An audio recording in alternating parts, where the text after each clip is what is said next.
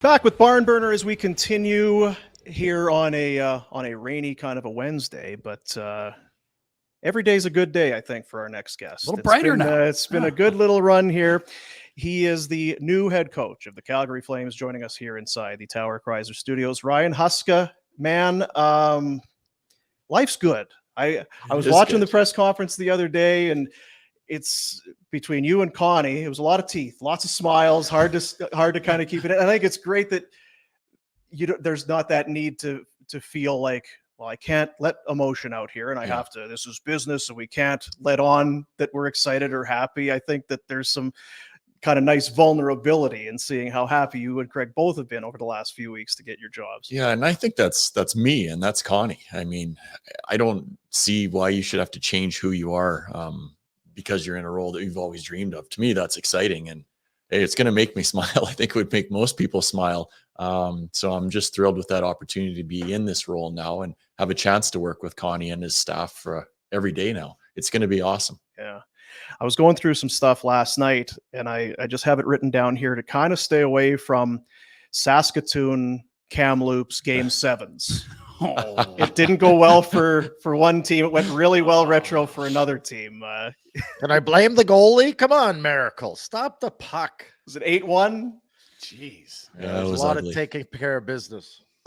Oh, is that the song? A lot of it. A lot of it. Oh, we heard stories that he maybe didn't want to come back to Kamloops for the game 7, so he wasn't too interested in coming, was the rumor on the street. So we felt if we can get one early, it might be over. So it ended up the right way for us. Maybe not so good for retro. Crazy, and we'll kind of go. We'll go all over all of it, but it's just we're about the same age, and retro. I just love those days of the Western Hockey League, and just how good you guys were in Kamloops for a stretch there. The one team, I know London's had some good teams and it's up for debate, but for the longest time, there was no debate. You guys were the best team in junior hockey that had ever been assembled. Like Darcy Tucker, and then in comes Aginla and Doan and Bob Brown, the general manager. I don't know how, crystal ball, don't know how it happened, but you are there for 4 years, Mem Cups in 3 of them. Mm-hmm. Just a remarkable run. Yeah. Looking back, special, never to be recreated. Really. No, I don't think it will. And I remember the last year, I think it was the Hockey News came out and said this would be one of the better teams in the American League at the time. And we were a bunch of kids. And when you hear those things, you're all pumped for sure and excited. But I don't know how Bob did it. When we went to the Western League, my age was the last age when it was a list where teams could put you on their list for 1 spot. If you're an underager, it was 2 spots, and you had 50 spots. So Kamloops had bird dogs everywhere. And as soon as they saw a good player, bang, we'll put them on the list.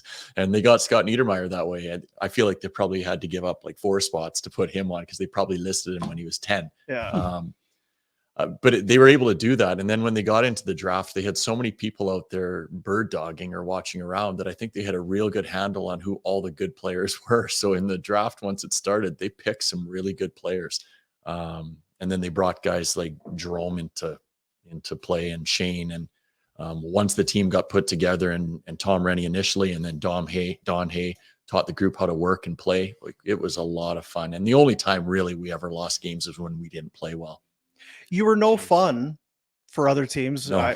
We didn't see a lot, which was nice. I was in Brandon at the time, but then in the Memorial Cup, we saw you. But you would go in and just thrash teams and love doing it. We did love doing it for sure. And I hear all the time about that stupid song. Everyone, like buddies that you have now that you played against, they're like, I hate that friggin' song. Oh, yeah. I don't ever want to hear that taking care of business again because it played so much. But that's how we were pushed. It's like, it doesn't matter if you're up, you're gonna be up further. So don't ever take your foot off the gas. So that's the way we were taught. And we had the type of players that could put games out of reach. And they wanted us to play that hard all the time. Yeah. This was the Chelsea Dagger before Chelsea Dagger. It really was. Yeah, it was the Chelsea Dagger in Chicago back then. I think it was the 95 year. I got look at you. You had 67 points in 66 games, so over a point per game. Yeah. 8th in team scoring. Yeah, I was over a point per game because my right winger was Shane Doan. So all I would do is throw it over to his side, and he would do the rest. And Tyson Nash was on the other side, and it was the same thing for both he and I. We weren't good players, really, when it came down to some of the quality that we had on our team. So we would just throw it over to the right side where Shane would go up and down his wing, and he'd score.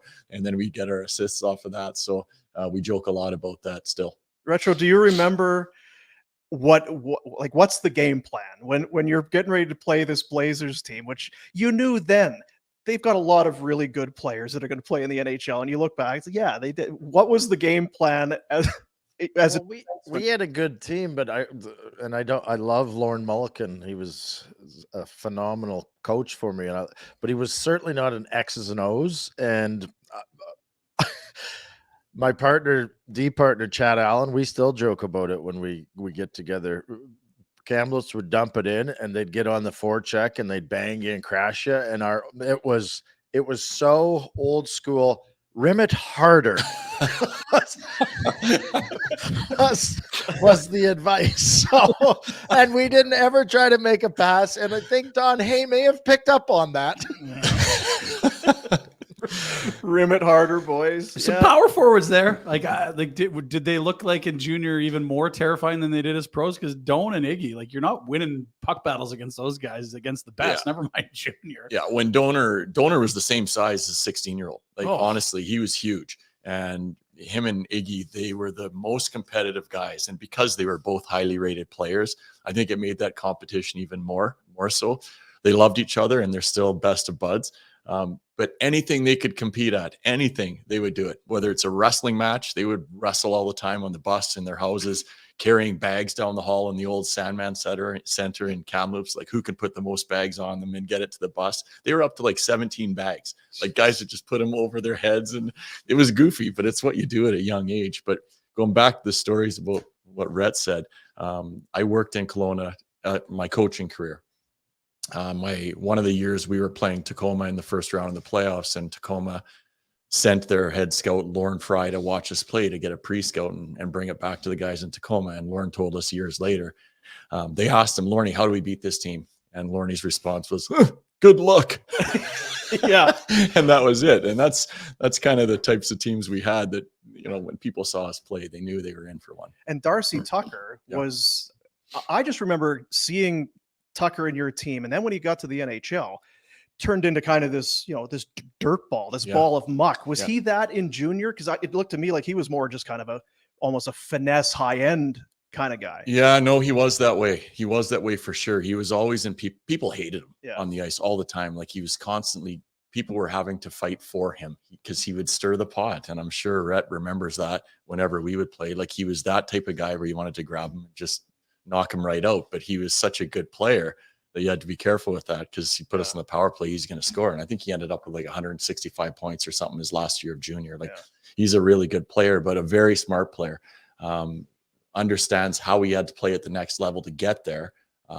And he really turned himself into what he became because of how smart he was up top, And Tyson Nash was the same way. Mm-hmm. And I tell Tyson all the time, not a very good player, but he wanted to play in the NHL. So he realized, I got to be an agitator and just a rat to play against. And he went on to have a number of years in the NHL. I can only imagine, because I've got teenage boys myself, and teenage boys are dumb to begin with. But then if you give them a little bit of swagger, or if they're a little bit cocky, you just cannot take them.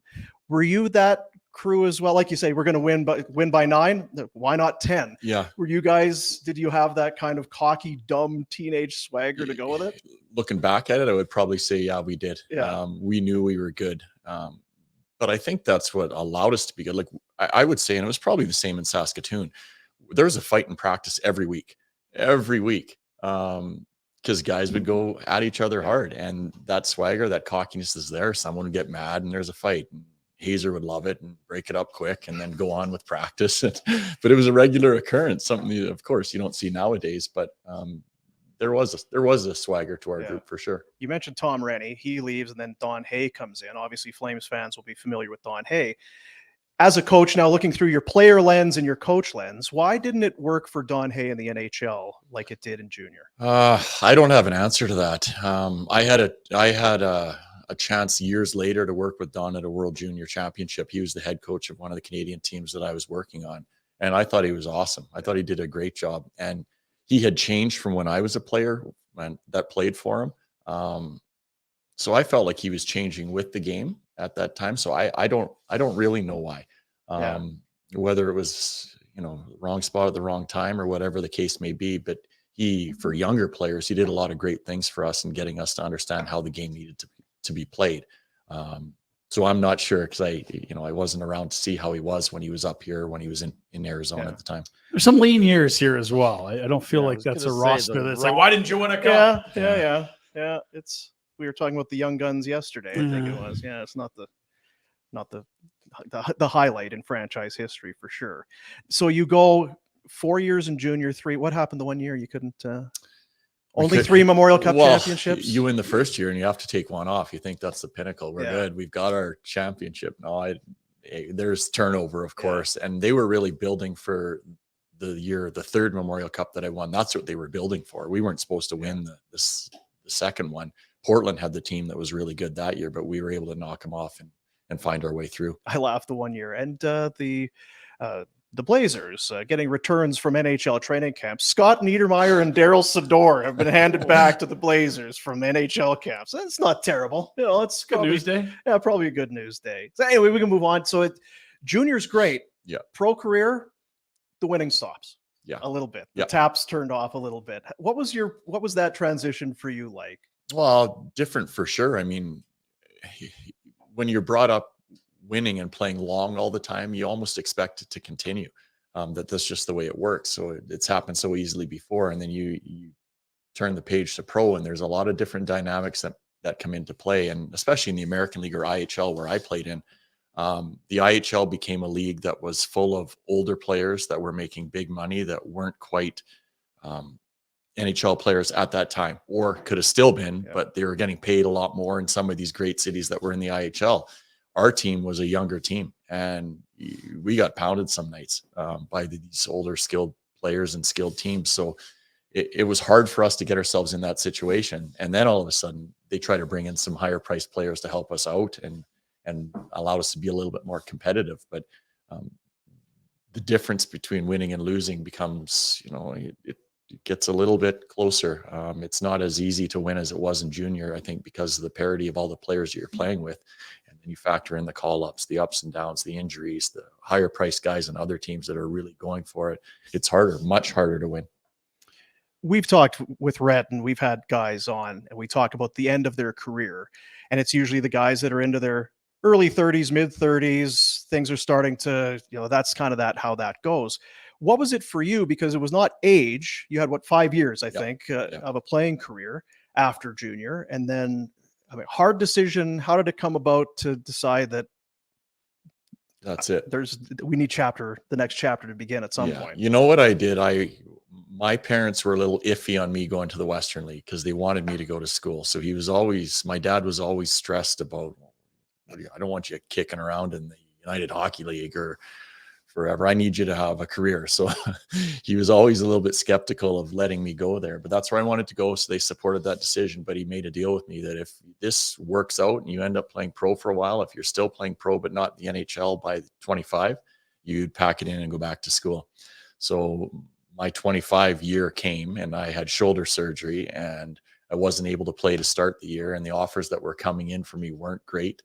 So I decided, okay, I'm going to hold my end of the bargain up and I'm going to go back to school. So I went and got a business degree with a major in finance, and I was going to take over the financial world. Was that at as RBC easy Investments. as you're making it sound, though? Because that's been your life for a long time now. No, it wasn't. But I also think you get to that point where you realize, okay, I'm not a good enough player. And do I really want to chase it in?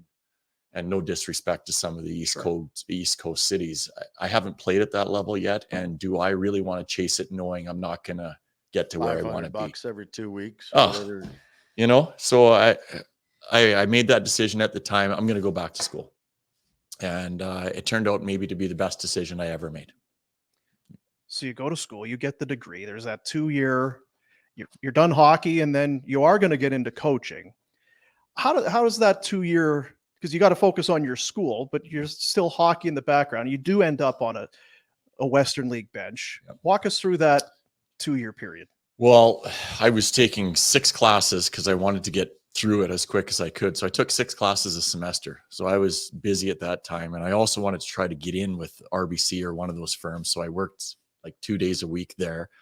And then there was an opening for a part-time guy with the Rockets that came available. So I thought, wow, maybe it'll be fun for me to at least at nighttime stay around the game a little bit and go to the rink and be a part of it still. And once I went back, I was like, whew, I spent a lot more time at the rink than I was anticipating. Mark Habscheid was the coach there at that time, and I really enjoyed being around and starting to learn a different side of the game. And yes, I was married, and we had our first daughter, small young child, and I felt like I was never at home because it was either at school or I was at RBC or I was at the rink. So it brings the competition and the love for the game back. That those 2 years that I was part-time, full-time, if you want to call it that, it brings the love back. And then people moved on. Mark got a promotion. He moved on. The assistant coach moved up, and I was offered an opportunity to move to the full-time assistant role. At the same time, I was offered by an advisor to join her team. But what she was going to pay me at the time, I looked at it and I was like, I got like a 6-month-old here. No chance can I take that. So I took the full-time assistant coaching job, and I have loved it ever since. Yeah. So what was that part-time job? What were you doing? I was going to be an associate advisor. It's like a broker. Yeah. So the lady I was working for, she's an unbelievable person. I loved every minute of my time there. And I really enjoy the financial side of the stock market and investments and financial planning. All that stuff's fun. And it's something I still, as a hobby, to get away, for 20 minutes at a time. I like to still look at it. And she was a great teacher of everything finance for me. So the decision was hard, but at the end of the day, it wasn't. So you don't need a cap guy now. You've got that all. Tell Connor not to worry about it. You've got it all figured out. That cap stuff's a little bit above my Is it a little grade. bit? Yeah, maybe so.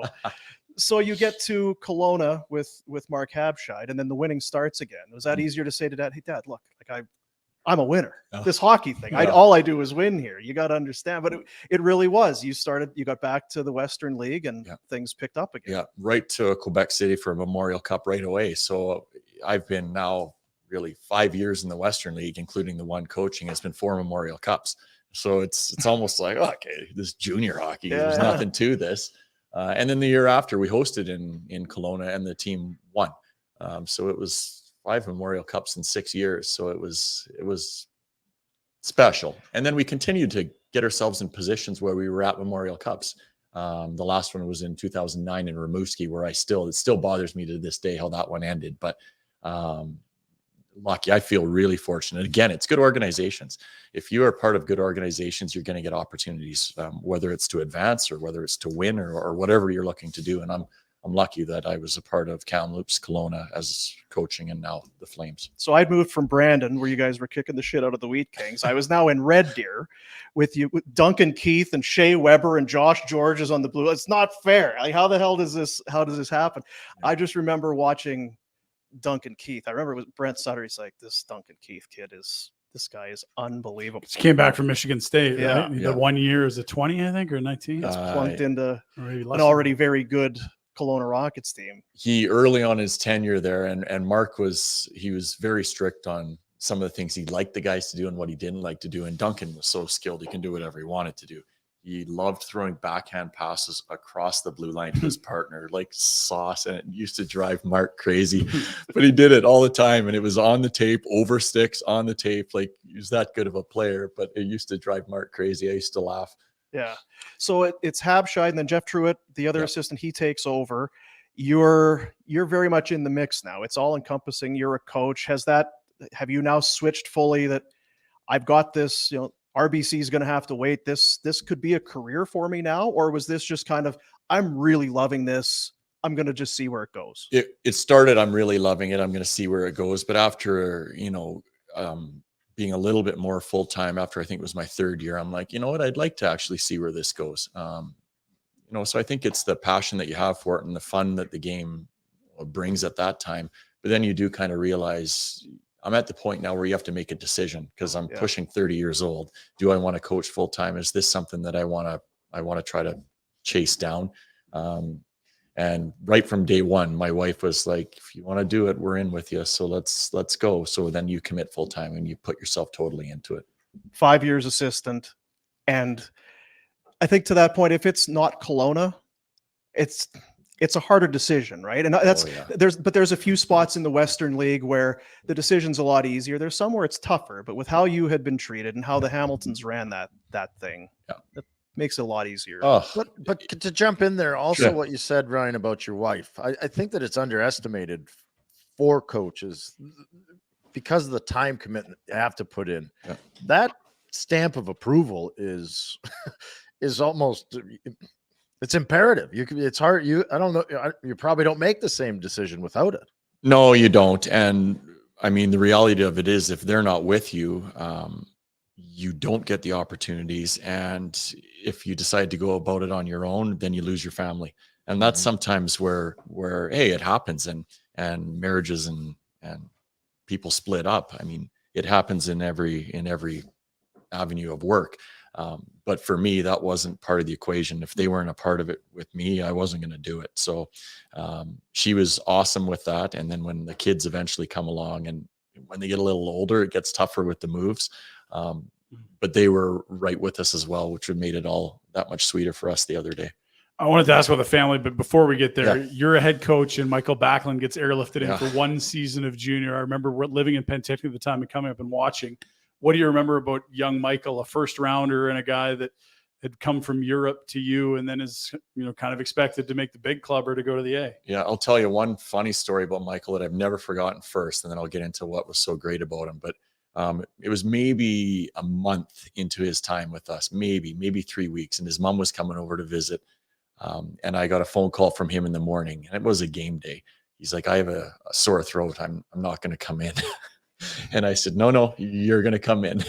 So he shows up at the rink with his sore throat and went to see the trainer. And the trainer's like, yeah, you have sore throat, expecting to be sent home. And no, you're on the ice and you're going to play tonight. And then I saw his mom after the game and she's like, in Sweden, he doesn't play. Like that's something that doesn't Rules, go on. yeah. So for me, that's one thing that always stood out in my head is I have a sore throat. I'm not going to go tonight. And just goes to show you the difference in how people are brought up and the way hockey is and expectations here to expectations over there. But it's something I've never forgotten. But he was the ultimate pro, even at a young age, like very detailed, very organized. He and Jamie Benn kind of hit it off right away. So they made for quite the interesting pair. And every day he came to the rink, you kind of realized the type of player he was, where he just kind of controlled the ice, both sides, with and without the puck. So we were lucky to have him for both that 3-month period that we did have him. And that was the Rimouski Yeah. year you're talking. So what was it? Because I remember Michael didn't have a good playoff or at least a good Memorial Cup. What is it specifically aside from not winning? Because you lose to Taylor Hall and Windsor that year? Well, the issue, we won our first 2 games. And after the second game, we had already got the bye to the final.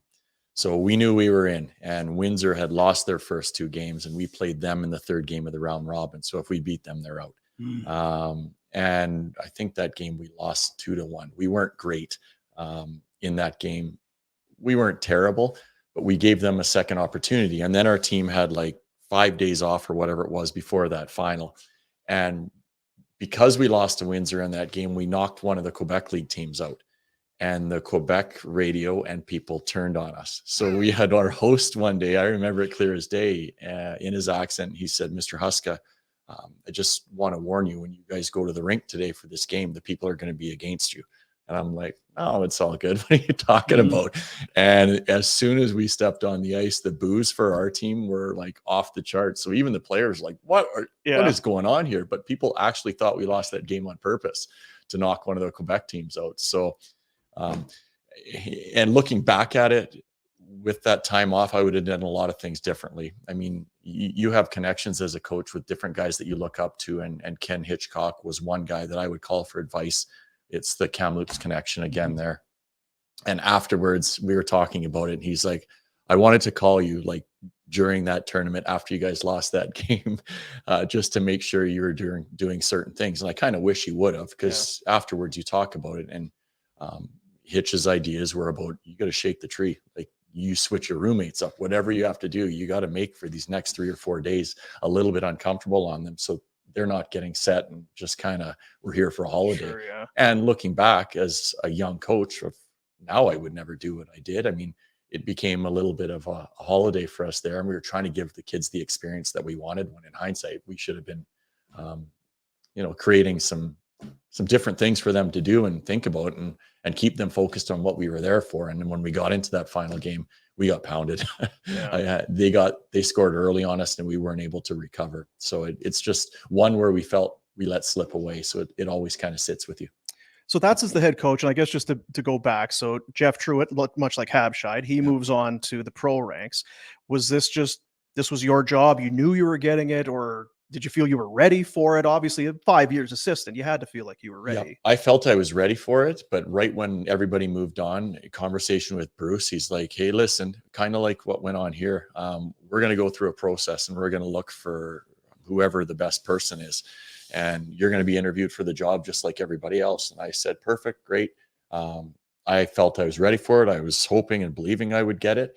And then time went on, similar to, this was a short period of time with Connie, but it was like 3 to 4 weeks in Kelowna where I'm like, what's going on? We went to Winnipeg on a trip. My wife said to visit some family. I was miserable because I didn't know what was happening, and I felt like I was coming back and it wasn't my job. And then when we were on the trip, I got a phone call from Bruce. And then when we met him coming back, it was my job. But moments like that, you remember, like, the communication is so important. Even when the silence is there, people think, they overthink. Yeah. And you got to be careful with that with players, because I do it. Everybody else is going to do it too. Yeah. So are there things, even though it's junior, going from assistant to head coach, that you will bring to this experience now? I would say staying true to who you are was one thing for me. Junior, I feel, was a little bit different because of the age. Some guys age out, and you have new people coming in, so you have different people that you're working with. But the one important thing for me was staying true to who I was. I wasn't going to change and try to coach like Mark Habscheid or Jeff Truitt. I was going to coach the way I believed the team should be coached. And then making sure I set a standard early, and I really challenged myself to stay consistent with it. And it wasn't an issue. Like, really, I think it's probably a little bit like what I've had here. There's been a few questions on it, but once that is done and I've talked to the players, it's over. I think it's a moot point. And I'm not concerned or worried about it at all, because the preparation is something that I take a lot of pride in, as is consistency. So the players are going to know what to expect from me on a daily basis. And I think from that point on, it's a different relationship. Yeah. Was it everything you wanted it to be? Because I think you kind of touched on it in the press conference the other day. And I think it's just for anybody in life, you get that job that you really wanted. And it's not that it lets you down, but sometimes it's still work, and it's not all it's cracked up to be. And geez, I kind of don't like this aspect, even though you're happy. Being head coach of the Kelowna Rockets, what was that? I mean, even the first year, the first little bit like? Yep. Challenging. I would say my first 2 years were hard, because you're working to earn the trust of people in a different way. Same sort of thing that we're talking about. And with Bruce, I love him. He's like a second father to me. Like, he's hard. Like, and he was hard on you until you proved to him that, okay, this guy can handle it. So for the first 2 years, he leaned on me a lot, where sometimes you drive home at the end of a night, even after a win, and you're like, what the hell? Like, and then once we got past that 2-year area, it changed, where you could see that, okay, he trusts him. So he traveled less with our team. He would come down after games and would just visit. And it became more of a relationship where I'd go to him for advice, if you will, because he knew that I had his team and our players' best interest in mind, and I had to earn that trust from him. So once I got past that point, I don't want to say smooth sailing ever, but I really knew that he trusted me, that I could get the job done. And it's important when you have that feeling. Was it ever you doubting yourself, or just knowing that you had to gain that trust? I think it was more having to gain the trust. That was the big thing for me. And I knew that was a part of it. Like, my dad always told me, he was an RCMP officer, and I would phone home complaining about Hazer and Kamloops was leaning on me, and he would basically suck it up. Like, that's the way it is. They're pushing you to see what you're made of. So that's a little bit of where I came from. So it was really no different for me, but it's a matter of retraining yourself to really understand kind of what was going on and how I had to continue to work through it to earn that trust totally. So 7 years as a head coach, you have a couple trips as the assistant to the World Juniors. You're doing those WHL Super Series. Yeah. Like you're one of the coaches who is on the cusp. 7 years is a long time. Yep. And I just know when the media more than anybody else, you watch, it's like, well, this guy's the next guy. And then 4 becomes 5 and 5 becomes 6. And then there are always kinds of, is there maybe something wrong with him? How come this guy Where's the hasn't sexy been- candidate? Why Yeah. hasn't The this sexy sexy candidate. candidate been nabbed by anybody? And it's now 7 years. Was there any part of that worried you a little bit that you might just be wrongly pigeonholed as a junior guy? Yep. And I always, like I've talked before about the steps that I knew I had to go through to be a Yeah. coach. Once I decided I'm going to do this, I knew I had to make the steps because I wasn't an NHL player. And actually I should say Connie made a comment in one of my interviews and I gave him the, whoa, I was an NHL player. That's right. But I knew I had to go through the steps. Yeah, I lost my train of thought. Well, Yeah, okay. So patience thinking plays a of big Connie. role of this, though, right? Yeah. Like to Boom's point, it's like, is this ever going to happen? Like you've got to really believe in this process, and if you're not patient, you don't last 7 years. That's what I was going to say. So thanks for reminding me. I always gave myself a 5-year plan. I would work as hard as I can, and I want to be in a position where I feel totally ready that I've done everything I can do where I am. And I felt like it was 5 years. So I had some interviews after that 5 years. I looked at our team as to what we could have been in Kelowna. And I decided to stay around. So after the first year, or after my 5th year, into the 6th year, after that one, then I started to get more interviews and I felt like it was time to move on. So I stayed beyond that 5 years. I was having opportunities. I stayed because I thought the team was really good and I'd have another chance to win. And then because of that, there's some more that come your way. And How close were you to leaving at one point? Fairly close. Yeah. I pulled my name out of something because I just felt like I was getting too close to leaving Bruce in a bad spot. So I decided maybe this isn't the right time. And again, if the team would have been terrible coming up, I probably would have stayed in the mix, but we had a good team and I knew we would have an opportunity to win. So it it's hard, of course, because you're feeling like I'm ready to go. But something just made it so the timing wasn't quite where it needed to be. Changes in Calgary. Brad Treliving needs a American Hockey League coach. Did you know Brad? Was there a relationship? I guess just walk us through how that came to be, that process that then takes you to the American League. Yeah, didn't know Brad at all. I knew Brad Pascal through Hockey Canada. So he got his job and I texted him to congratulate him on being assistant GM. I think it was about 2 days later he called and I thought we were just catching up. And he said, do you have any interest in moving on and coming to work for us?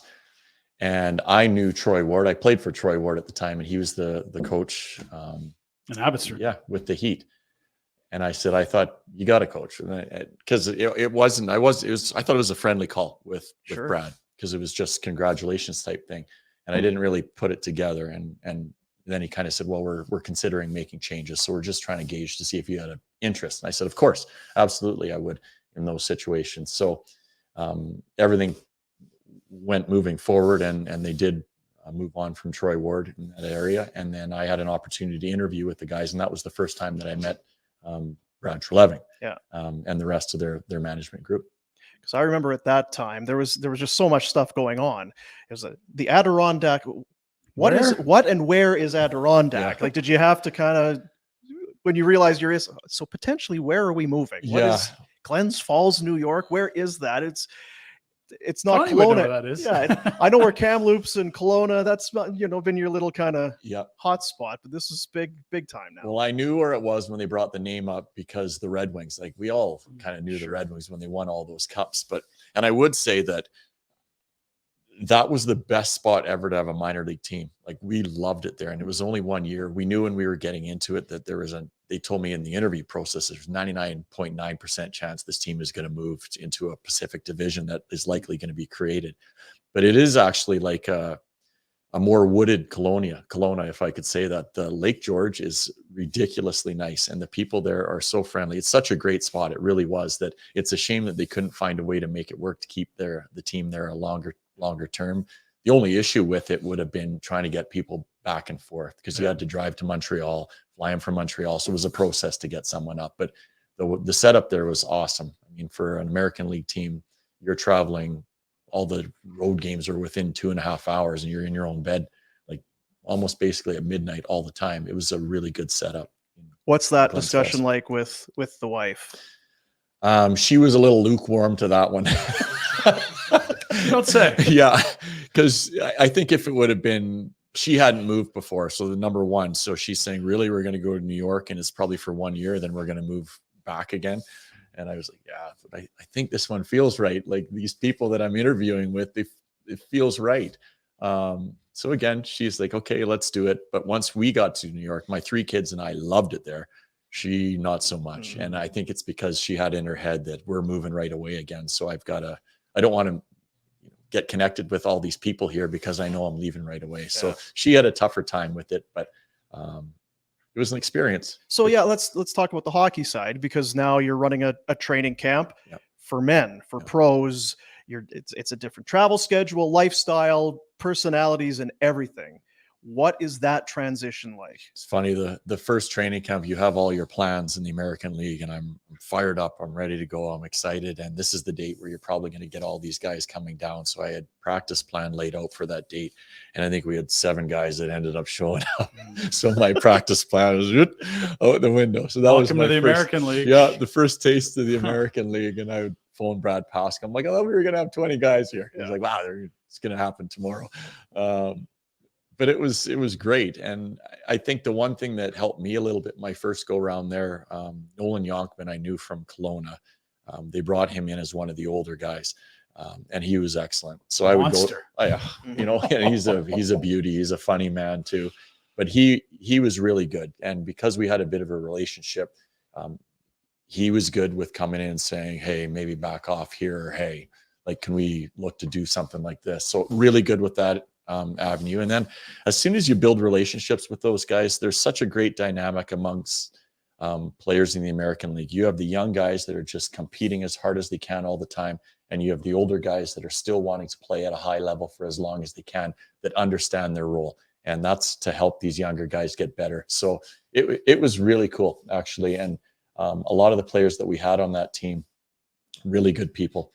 For someone that was a first-year coach. And as the year progressed, we ended up getting some older players from the Flames, like McGrath and Setaguchi ended up coming down. So that was something that was important for me, because now you're dealing with a different type of player, not just your typical minor league player that's, holding on, if you want to call it that, or your young guys that are just chomping at the bit. These are guys that are a little unhappy now that they're coming down. So that was a really good experience for me in working with Brian and Devin when guys like that would come down. I always think that the AHL is just, it can't be like coaching in any other league, because your best players get taken away from you and you inherit head cases, and you must just continually have to reinforce this teaching. Here's how we play. Here are our philosophies. Like, it's not just once at camp and we'll wrap it in spring. Like, it's every month there's new guys you need to indoctrinate, and you're calling guys up from the coast when the NHL club gets hurt. Like, that you pass 40 to 50 guys a year through there. You do, for sure. And the staff isn't the same. Like, you almost have bigger staffs in junior. So there's a lot of responsibility on the guys that are there, but that kind of helps with all your connections along the way. But it's neat, for sure. Like, it's I think anybody that has an opportunity to work in the American League for the first time should, without a doubt. Like, it prepares you in a lot of different ways for what you're hoping to get to down the road. I saw the 1 year that you had to have had double-digit goaltenders. Oh, I was going to bring that up. I think it was 11. Yeah. Oh my God. And even at the end of the year, we were in a playoff race. Kevin Poulin was our main goalie at the time, and he got a concussion. So we were hoping that by the latter portion of the year, he would be back, but he just wasn't getting himself to the point where he felt he could play again. So we were using young Schneider, who just finished his junior season. I think he played the last 11 games of the year for us, and we just missed the playoffs. But tough spot to put a young guy in, but that was a weird year in regards to goaltenders. It just seemed like I'd be on the phone with Brad. We had another goalie go down today. And he'd be like, are you kidding me? What are you guys doing down there? Yeah, it was a weird one. Yeah, it was a weird one. Yeah. So Spidey senses were right. It was 1 year, and then it's California. Yeah. Is that easier to sell to the wife? This third city, three years. Yeah. It's California, babe. We're going to be on the beach. This is going to be fantastic. Top town. When it started with California and she was loving life, and then all of a sudden, well, we're in Yeah, California. where is Stockton? Inland, you say? So How she, far? Don't Google it. the Googling starts. And then you're like, oh, okay. And actually during that season, she took a trip out there to try to find us a place and see like where would we live around there and what school would the kids go to. And she came back, a little bit wide-eyed. There was pockets, and it's the same. I've found since we've been down there a little bit, there's pockets everywhere where you're like, oh, this is like Beverly Hills. And then you turn a corner, you're like, okay, I'm not in this neighborhood anymore. So Stockton was an interesting time when we first moved there because it was almost the area where they were pushing people out of the Bay Area and everybody was kind of ending up in Stockton. At the same time, the city ran into some money troubles. They let go of a lot of police in the area. So there's a little bit of tough areas, I guess you can say there. It was California's murder capital the year I that didn't you want to guys bring it moved up, there. And that was the big talking point in Calgary. Like, well, this will scare the shit out of the prospects. They better, if they don't want to get to Calgary enough, this could help. Well, I remember when Rhett, you were going down there. Rhett was spending a lot of time in the hotel room. It wasn't a lot of gallivanting or sightseeing in Stockton, as I remember. Well, you go ahead, Rhett. No, well, you know it better than I. I was told stay in the hotel, and I was happy to do it. I found one Italian. Yeah, wasn't a restaurant, but it was like a grocery store thing. I went in there and bought myself a coconut cream pie or something like that. Sat in the room, and that's all I ate for the 3 or 4 days. It's very right. I would say though, from the first year to the third year when I was there was a huge difference. The city was coming back. People were downtown again. So I never felt like there was an issue my latter portion of my time there. But one funny story, the first year we went in there, we just had the local police come in and have a visit with our team, the do's and don'ts around the area, what you should be aware of, what you want to be careful of. And all the players would stay in a hotel that was right basically across the parking lot from the arena, probably where Rhett would have stayed. So they just came out of that meeting and they were all in this place. It was a really nice place. It was like a Melrose Place type thing. It almost didn't feel like it fit where it was. And the guys are all visiting on their patios and stuff. And they were going to go out for dinner. So they have the hotel shuttle lined up to take the guys to dinner. They all pile in the shuttle, and as they're pulling out of the hotel, baseball park is right beside the arena too. And it was something like opening day for baseball or whatever. So the van pulls out and the fireworks go off. All the guys hit the floor in the van. Nice. Well trained. Thinking there was something going on, and the driver turns around like, what is wrong with you guys? Yeah. But it's, as I said, as it got going on there's some great people in that area, and there was never an issue that we ran into. Yeah. So 3 years, not quite the same as say in junior, but do you hear the clock ticking, whether it's on the personal side or how long are we staying in Stockton? What's next? It's now a really big move. There's very little steps left on the ladder for you to ascend. Yeah. Were you itchy to get out? Because 3 years, that was 3 years.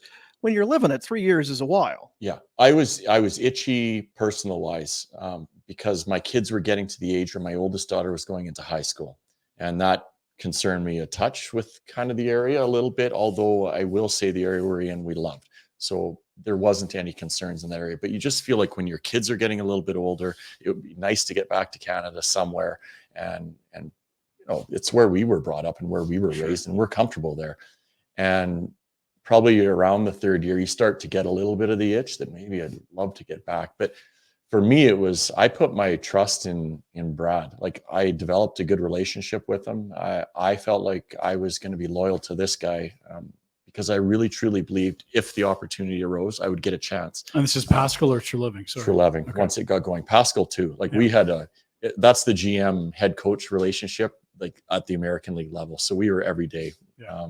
But I really did believe in what Brad Treliving was telling me along the way as well, because he was down there a lot too. So you get a different opportunity to visit and build relationships with people at the American League level, because they'll come in for 2 days to visit prospects, and they'll sit in your office for 5 hours a day and visit and talk about all sorts of different things. You'd meet players, and it goes back and forth. So you develop a relationship, and I really trusted what he was saying, that if there was ever a time that we moved on from people, I would most definitely give you that opportunity to come up. And I believed him. And I kept slogging ahead, and I'm glad I did. And there's no guarantees there too, because No. things can just change. It could be hey, you know what? Sorry, it's just kind of the way it worked out. Yeah. Because a lot of times a head coach wants guys that he's familiar with and comfortable with. Yeah. Bill Peters, no relationship there. I don't think you just have to think, I'm going to be plunked into this situation. Well, I hope he likes me, and I hope that the staff likes me, and that I can fit in here, despite earning it by way of the years that you've put in. Yeah. With Bill, the Western Hockey League, he was in Spokane. I was in Kelowna at the time. So there's that again in the hall, you visit with the guy and see him at league meetings. So we knew each other, but that's about as far as it went. So I think when it came to be that Bill was coming in, Brad just probably told him, I'd like you to look at this guy. And if you're good with it, we'd love to have him join your staff. So I had a few conversations with Bill along the way, but I think for sure, a lot of the opportunity came from Brad kind of pushing me that direction. And then over time, phone calls with Bill, there's a lot of similarities along the way. And if he doesn't say yes, though, I'm still, again, not in this position. So it's both of those guys, really. So is that a phone call? Is that Bill? Is that Brad that call and say, pack your stuff? Yeah. Bill. So there's a couple phone calls. I remember I was in Costco one time talking to him on the phone as we're walking through Costco. And then he just said, there was one where he's like, let's do this. We're going to have a great staff. I want you to join it. And I was like, perfect. How happy are wife and kids at this point? Because there's been a lot of moving, and sometimes it's the move itself is the fatigue, and other times it's like, we got to get back to this place. My oldest daughter, the one we were more concerned about, was not overly happy. Yeah. It's funny the way it works. Mom and dad are starting to get a little uneasy, but you've been there for 3 years now, and now they've created some relationships. And when we came here, it was probably the hardest on her because she went right into high school. Yeah. Didn't know anyone. And Ernest Manning is like 2,500 to 3,000 kids, where all the kids have their network and they have their friends and they're coming together. So they're not interested in someone that's coming from the outside. So she found it tough. The 3 years of high school that she had. My other daughter was grade 9 and she went to St. Greg's, and it's a small school. And from day one, she had a posse. Yeah. So it's just, even to this day, when they're back from university in the summer, the one daughter is like, she can do something every night if she wanted. It's not quite the same for my older one. It just goes to show you how hard it can be on family based on that time. But we did feel it was time to come back. So I almost looked at it like, this is the perfect situation, especially because we're from Western Canada too. Yeah. So getting closer to home and being able to see people again more regularly and have a chance to work with people that I believe in and I trust was the best thing for me. So it's 10, 11 years in a row of being a head coach. You're now an assistant again at the highest level. This is make sure my tie's straight, make sure I'm not making it right. It's you're on watch now. Yeah. It had to have been a nervous energy for sure. Yeah. And I look back at it and I think that the best thing for me, again, because I go back and I never played. So I have to make these steps along the way. So you have to learn the NHL. You have to learn the players. And looking back at it, two things: the support that I got from Bill was awesome. And the second thing would have been Gio. So it could have been very difficult for a young guy that never played, that's worked his way up, to earn trust of an older group of guys, if they're not really bought in. But from day one, he was with me, and it changed dynamic for me right away. So all of a sudden you feel comfortable, you feel like you belong, because everything that I said, he backed up.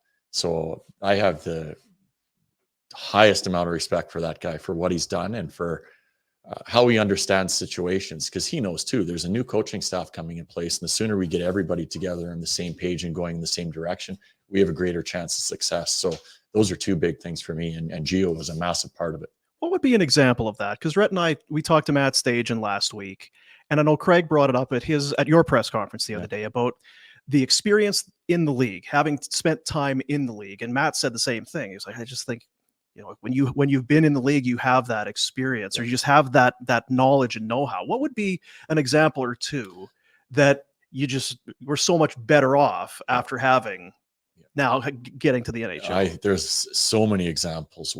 One, the travel is night and day from what guys are used to, the schedule, the demands that are placed on the management, the coaches, the players in particular.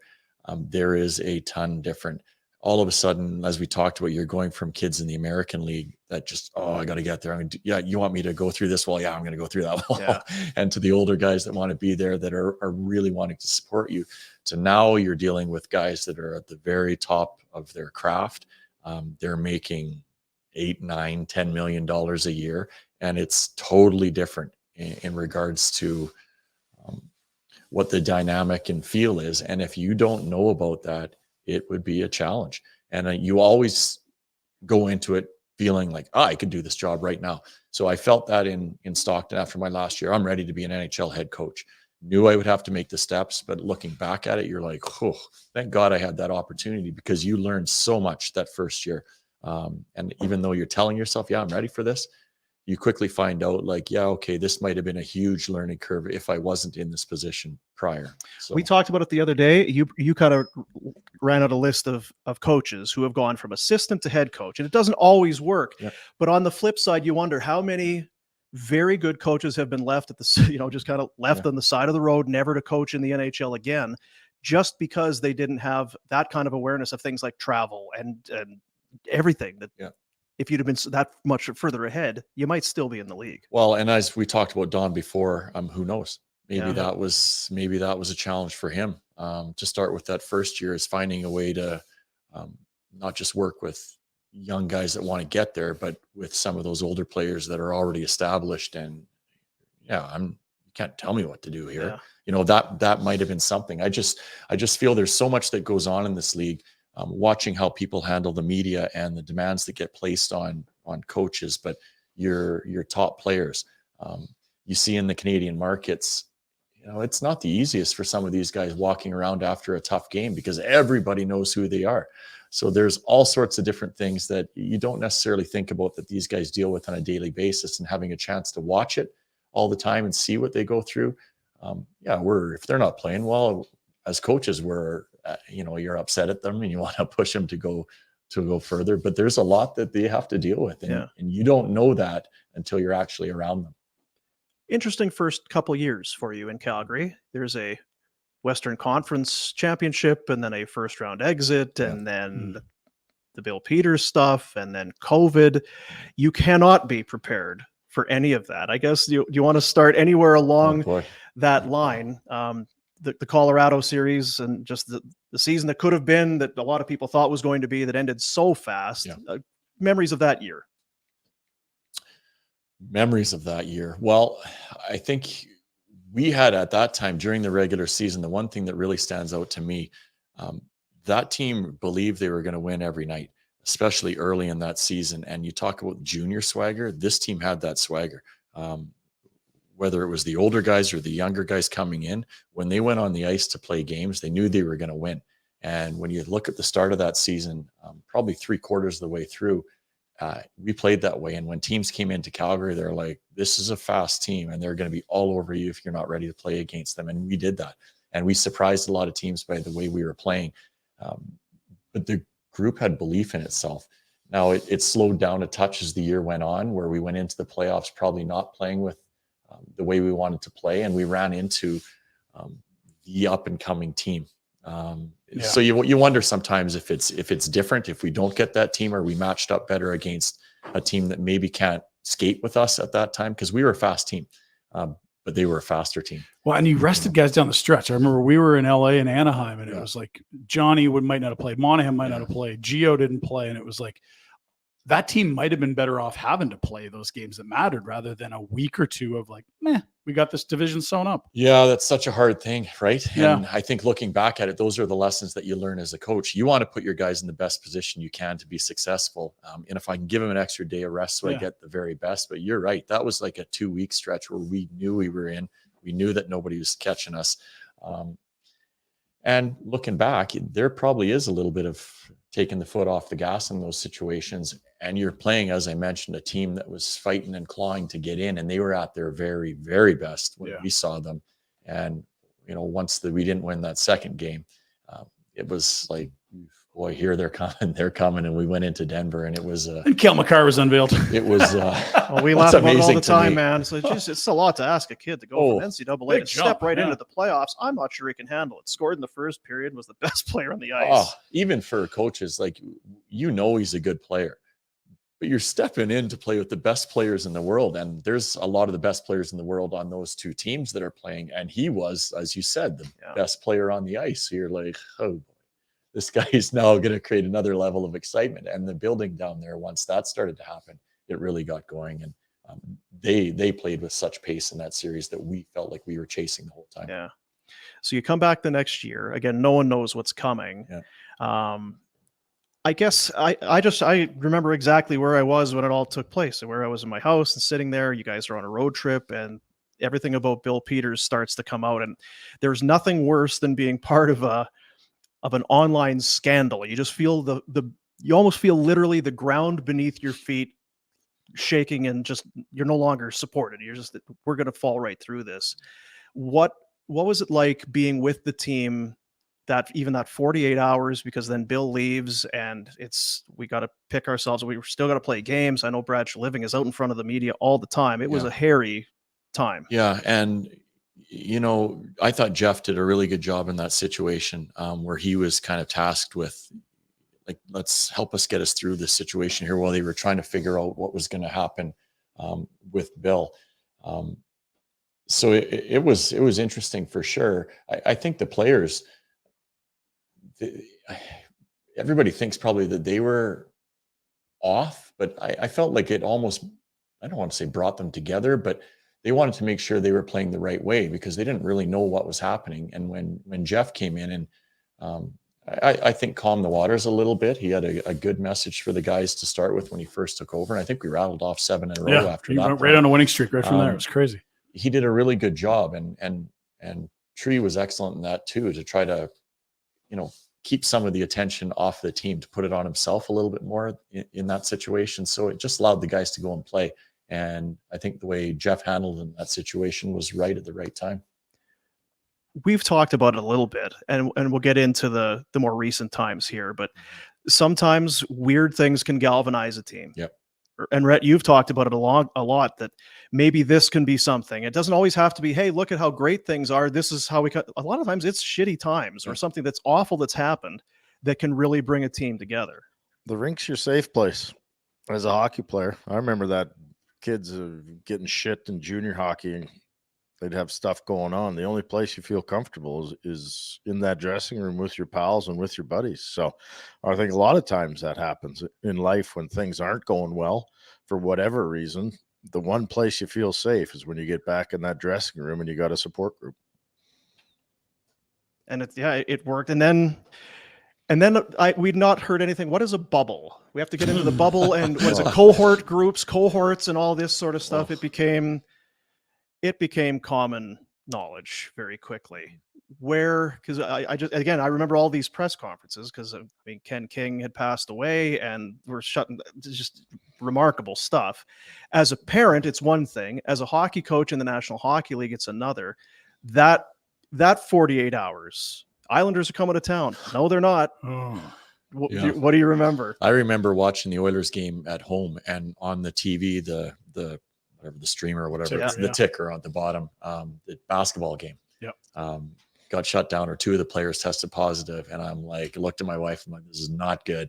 And sure enough, we get to the rink in the morning, and Brad comes down. He said, hey, we all got to get out of here. We're going to fill you guys in. He said, I think this might be something longer term. It might be like a week and a half to 2 weeks. Yeah. Is what he said at the time. Real nice. Yeah. Right. So we all ended up going home, and the Islanders left their stuff or put it right back on the plane, and they were waiting for a word as to what was going to go on. And then it was like, well, we all know the world shut down. It got to be weird for that first little bit. And then for us, it was nose test every day after nose test every day after nose test every day. And then when you go into the bubble in Edmonton, one thing I remember the most are the little, you call them like mice runs. Like, we stayed at the Sutton Place Hotel, so you have to walk to Rogers, whatever it is. Yeah. And there's the gates that are put up that it's are like up a corn at concerts. maze. Yeah. So you're walking every day and nothing's going on. It's just, it was weird. I will say it was weird, but found a way to get it done. It was an experience that people will never forget. It's baffling to me that we actually had to go through all that. How long were you away from wife and kids? Oh, geez, I'm not sure what the length of time was. I think it was probably around 4 weeks for us. Yeah. Like we got through the first Playing I around. call it, the play-in round, and then we had the series with Dallas there. So I think it was probably closer to the 4-week area for us. That team in the bubble, just memories there. Yeah. That was, we're not going home, right? That It was Hudobin, Anton and Hudobin. If Lindholm hits an empty net, that series I feel like plays out very differently. It was you had a lead early in that series, and Kachuk was hurt. Yeah, that was one of the big things I think in that one. You lose Matthew early on, and then there's certain points of the games or the series that turn a little bit on you, and I just feel like the mental toughness that guys had to have in there was a different level, because you can only look at and go to the same 4 restaurants all the time. Like that's what's there. And in Edmonton, there was no green space for the players to just go sit in the sun and just chill out. They had that in Toronto, but it wasn't in Edmonton. So you had to really challenge yourself mentally, because it was the same thing every day. You have to check in with the computers to make sure your nose is clean, and am I allowed to be walking through here? And then you get into the Dallas series, and we really felt like that was a team that we could have beaten. We loved the way we played our first game. We lost Matthew. We didn't respond the right way in the second game. They pushed back fairly hard, and our answer wasn't enough after that. And then it's the mental side that kind of comes into play, and we ended up not winning that series. And it's also, so Peters is in, Peters is out, Ward is in, Ward is out, Sutter is in. Through all of this, were you considered at that point ever for the head coaching job, or outside of Calgary? I guess just with so much upheaval. Yeah.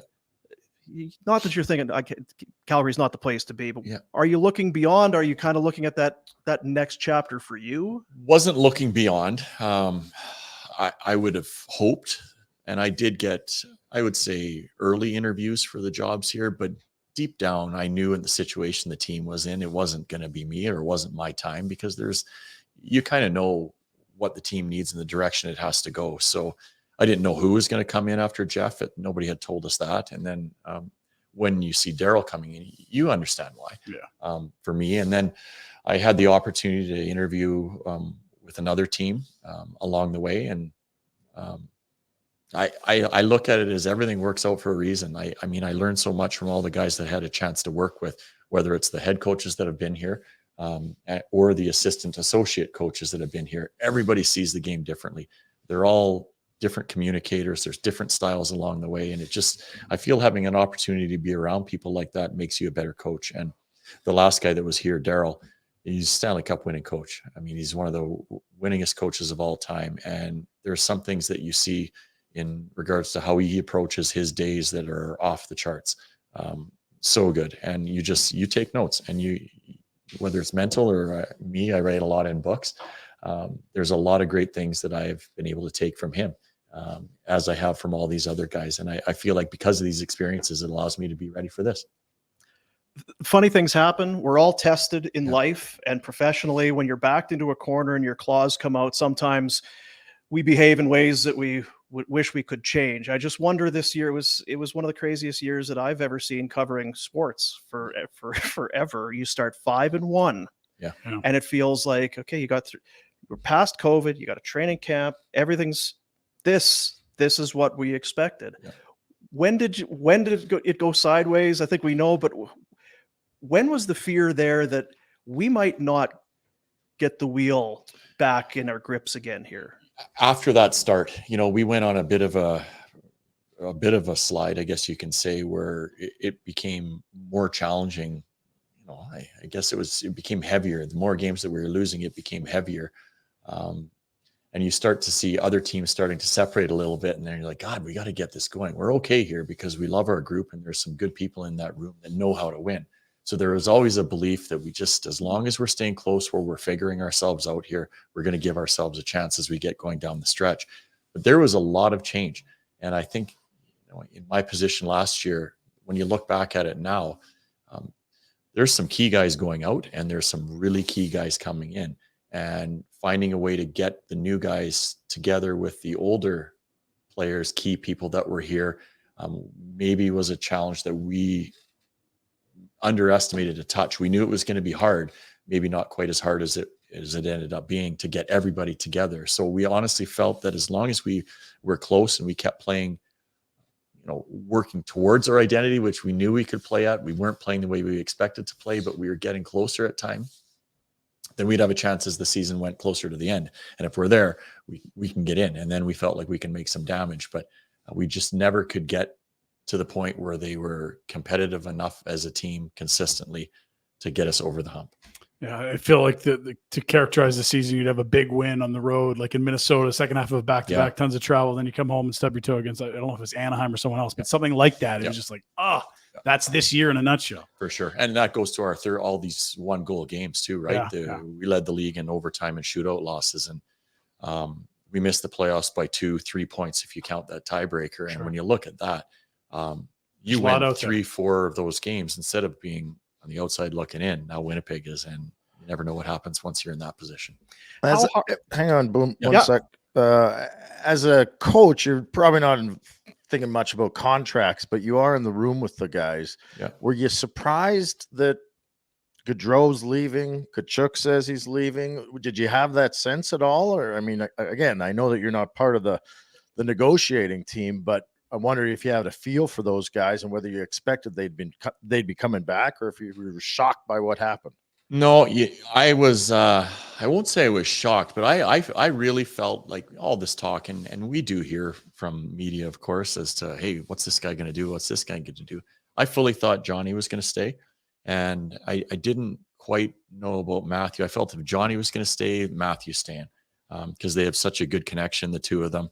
And I felt really positive with it. And right up until when I think it was the country singer that was at Stampede last year. I was in the Cowboys tent, and that's when the news came out that Johnny was going to sign elsewhere. I was actually really surprised, because I really felt that he was going to stay. The longer it went, I thought he was going to stay, and then everything would fall in place, and those guys would still be here. But and I go back to everything happens for a reason. Like, we've got some very good hockey players that came back, and our job now with those guys that came back is to really get them to play hard together, because they're elite players in this league. And now it's a matter of getting them to remember that, realize that, and show that we do really believe in them. As an assistant coach, there's a level of respect that you have for the head coach and just the entire process, the hierarchy, the room, and everything. Yep. How hard was it as an assistant to see things going on last year, losses, whatever is happening, but knowing I can only do so much here. It's just going to we're going to have to ride this out, and it's going to have to play itself out. Yeah, well, we're all a part of it. Like, we had our coaches room was a good coaches room, and I felt in my role as an assistant coach, my job was to try to get the guys on the back end on the penalty kill in particular, because that was the area that I dealt with most, to get them in a spot where they were ready to play each and every night. So sometimes that meant where I would lean on guys a certain way. Sometimes that meant I felt if someone needed a pat on the back, that's where I felt my role was last year, and to try to get them to where we wanted to be. But sometimes you get into those situations where your team isn't playing quite the way you want or expect them to play. It's hard. It is hard for sure, without a doubt. And everybody senses that, because you look back at the beginning of the year, the expectations on this team were high. You guys talked about the start that we had. Everybody's talking about, well, this team is a contender for the Stanley Cup before the puck's even dropped. So expectations play into it as well. And when they aren't getting to the level that the outside world thinks we should be at, it becomes harder and harder. People start to think a little bit more, and then all of a sudden it's like, you grind. And instead of playing or coaching free, you're just wanting to do so well that you try too hard. And I know that sounds stupid, but you just want to make sure that the expectations that are out there are legit. Yeah, we'll get ourselves to that level. And I felt like that's kind of the way it was all year, that we just were close, but we just never got ourselves close enough. You talk about new guys coming in, and they're obviously going to have to be huge parts of this season coming up. What did you see from Uyghur this year? Because you ran the D. He's a guy that is right-handed but played left most of the year, and has been a very capable guy on the right, but also played with Aaron Ekblad, who's a righty. I mean, just walk us through where he's at and how central a piece he is moving forward. I know he had a great world championship. Yeah, he did. I thought when he came in, and it was to all of them, but when he came in, the first beginning portion of the year, I don't feel we saw him, who he is. And when we did finally start to see who he was after the All-Star break, because I think he got himself, okay, this actually did happen. Like I'm out of Florida. I'm now in Calgary. And I thought he started to understand, okay, I can still playing hockey. I understand. I wanted, again, expectations. He's a guy that really thinks and wants to do his very best every night. And when things weren't going to the way he expected them to go too early, he overthinks and he challenges himself different ways and he gets frustrated. He gets mad at himself. And I think the All-Star break was the best thing for him because he got away, he cleared his head and he came back. And I thought he played really well to the way everybody probably expected him to play, where he was active in the rush. He was very quick to defend. He had the bite that he plays with that makes him a special defender. And I thought he was one of our better players down the stretch for us for sure on a consistent basis. And then he carried that on into the World Championships, which I think is such a great thing for him because, when you have a season that doesn't go the way you want it to go, it's great when guys get an opportunity to go over there and continue to compete because they want it and they want to win. And that's Mackenzie. So I think everybody often talks about Hubie as the big guy in this trade, but Mackenzie is a very underrated player. And I'm a huge believer in him and his ability. And I think we're going to see some great things from him this year. Rhett, you kind of keyed in on Uyghur early. I mean, we don't have that same kind of vision as a guy who's played in the National Hockey League as long as you have, but just trying to recognize, because you didn't watch a lot of Florida games, but just watching, it's okay, so what is Uyghur? And you could kind of see early on whether it was pressing or trying to do too much or whatever. And you could, right about the All-Star game, Wow, you could start to see it come around. It's an easy seat from here because all I needed to do was notice that he wasn't playing as a top 4 defenseman, and that's what he'd been sold as. And it totally, I'm like, this guy's not playing top 4 style of hockey. He's not playing top 2 for sure. And you just alluded to it, Ryan, that he'd looked like he struggled. I was, to be quite honest, totally unimpressed with his game. And mostly based on the fact that he'd got the contract and we'd been told he's a top 4, at least maybe a top 2 pairing guy. He wasn't that. And I came around on him hugely after the All-Star break or later in the season as well. We're like, okay, this is what you were supposed to be seeing all year.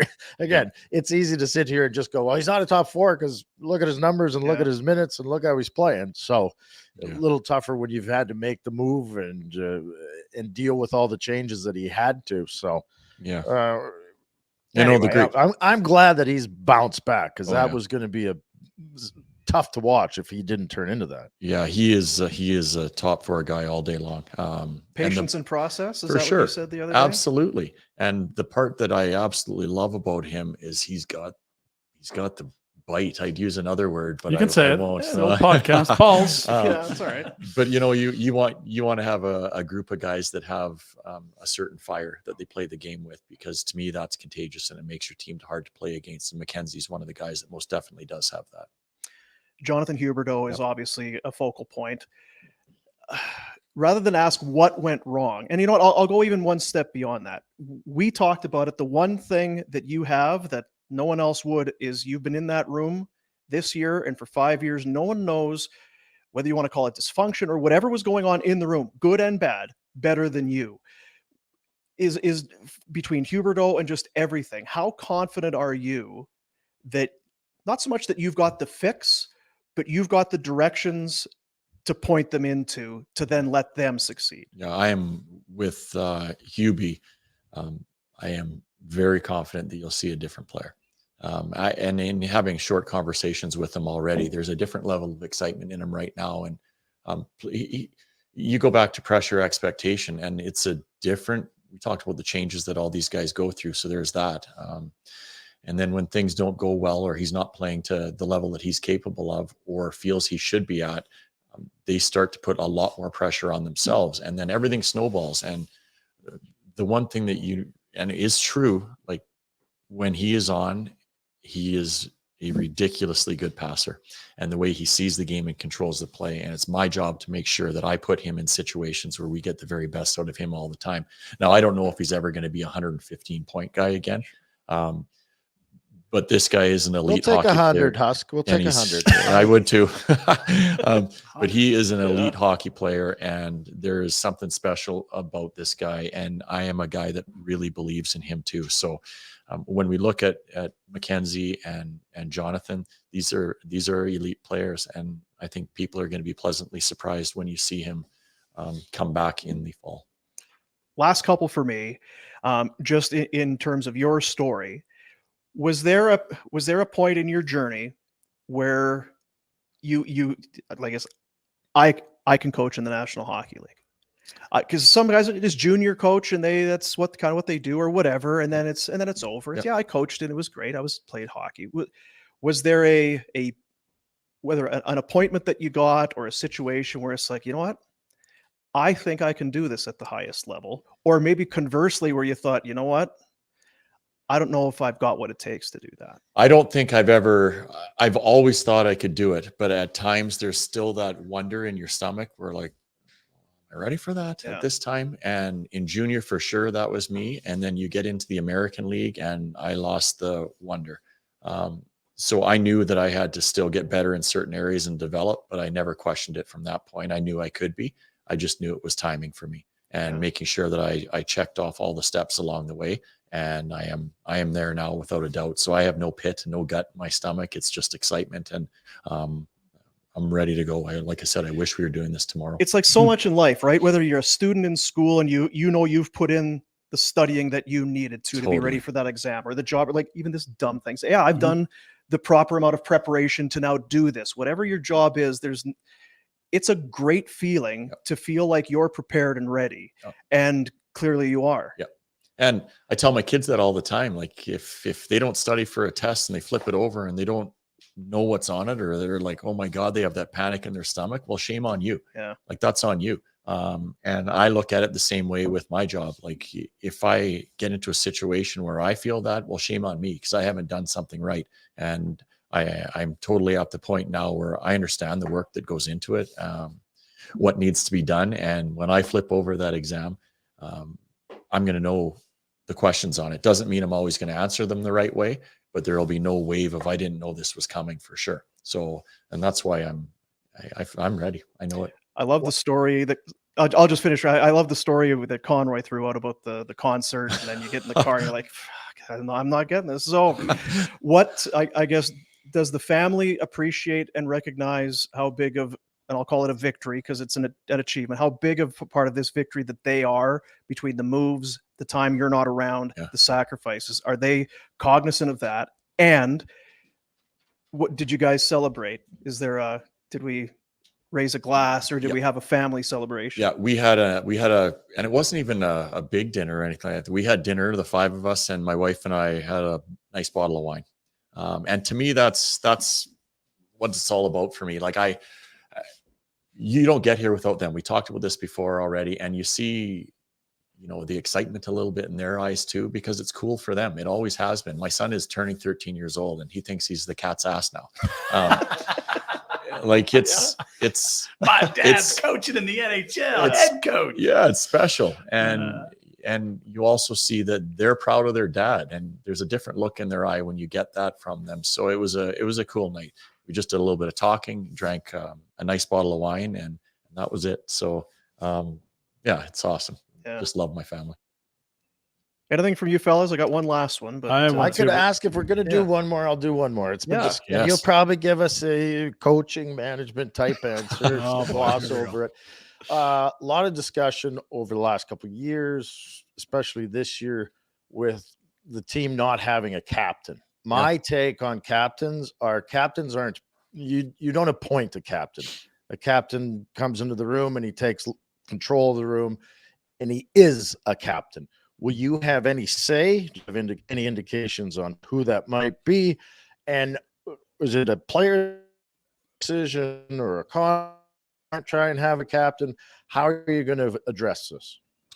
We will have a captain this year is, I guess, the short answer. Like the three things that I've learned the most over my last 5 years: how hard it is to win in the NHL, the importance of an environment for putting the guys and staff in a great situation where they have to push each other to get better, and the importance of leadership. Honestly, the that leadership starts from the very top, and it goes to the very bottom of the rung on the ladder. But there needs to be someone in that room that the players can go to when they have an issue, that they trust that player has the confidence and courage to come into our office and deal with it, and vice versa. We have to know that we can go at somebody and know that what we're going after them with is going to be brought back into the room. So there has to be a great working relationship, and it's something that the coaching staff, when it gets into place here, and Connie and management team, we're going to spend a lot of time on, because Rhett, as you said, it's you don't just say, here's your C. It's a real important role, and you have to make sure you find the right fit in all different avenues for us. And I do feel like we have a number of people in our room that are going to get a lot of consideration when we move forward. But we will. The short answer is yes, we will have one this year. You're speaking in, I want to say, a week and a half in Michigan at a conference. Do you want to share your topic with us? And what advice would you have for young coaches? Because I know coaches through and through, it's a community, and no one loves stealing a drill more than a coach. Oh, that's considered sharing it. Yeah, totally. And they say it's sharing. It's actually stealing. Yeah. We steal all the time. That's what we do. I think whenever you have an opportunity to present, I think you should take advantage of it. And that's for younger coaches. It's one thing to go and sit and listen, and you gain a lot of information, but it's a whole different animal if you have to present in front of people. And sometimes as a younger coach, it's a little unnerving, but it also helps you get over the hump of speaking in front of people. And if you're speaking in front of quality coaches, it's no different than speaking in front of someone that's an elite player in the National Hockey League. So it's a way that you can build your craft, I guess, if you will, and the information that you get at these things is terrific. So I'm presenting a short presentation on some of the finer details of the penalty kill. Okay, and I'll try to give out some information without giving too much information. That is the fine line. Yeah. And last one from me, I just, as an assistant coach, are there any of the shit gigs, shit jobs that assistants have to do that you're happy to no longer have to do, or that you'll be happy to pick and pucks, or just, you guys grab that for me, would you? I'll still probably do the pucks. I actually like that, because sometimes you get to play the flip game with other players, and every once in a while you'll beat a player and give it to them a little bit. But I don't think so. I loved everything I did, honestly. So that part of it, as I said, isn't going to change. I feel like having a great connection with the people around your room is the most important thing. And by me changing or not doing something that I used to do, unless it's someone else's total responsibility, there won't be anything different. Yeah. We say it a lot. It's awesome when good things happen to good people. And we've had two unbelievable press conferences between Craig, who we've loved forever, and obviously just one of the best. No one has bad words to say about either of you guys. So for everyone at Flames Nation and Flames fans, good luck. We're looking forward to it. It's an exciting, it really is a huge new chapter when you think about it. GM and head coach, that's a major turning of the page. So it's awesome. And thank you guys for this time. This is a great platform for our team too. You guys do an amazing job. So Connie and I have already joked about, there's a lot of good vibe around the city, but if we happen to drop our first exhibition, don't lose the home opener. Don't lose to the Oilers in game one, for sure. Make sure you're winning that game is the most important thing. Solution for McDavid, coach. Hey, congratulations. Thanks for coming. Really gracious with your time. We appreciate it. Thank you for having me, guys. There you go. That's going to do it for the show. We'll see you, buddies.